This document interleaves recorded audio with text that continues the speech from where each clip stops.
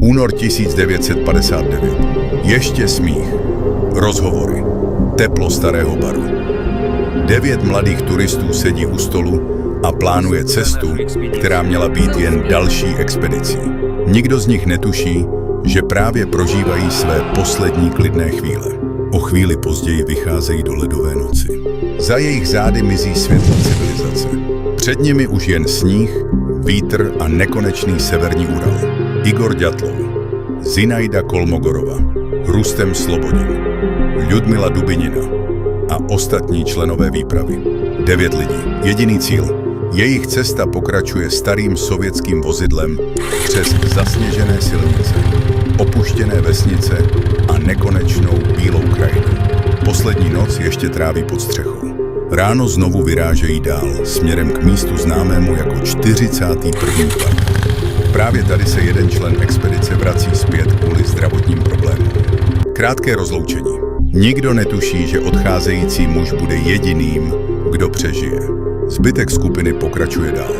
Na lyžích, proti větru, proti sněhu, hluboko do hor.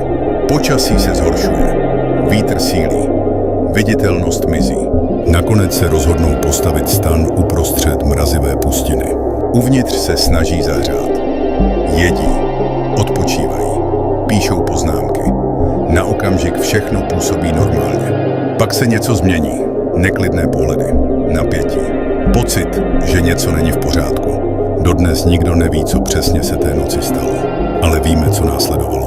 Uprostřed noci opouštějí stan. Náhle, chaoticky, nepřipravení.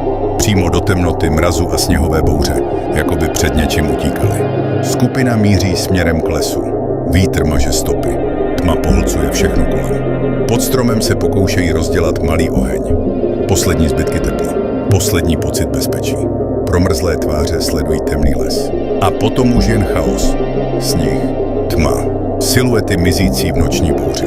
O několik týdnů později začíná pátrání.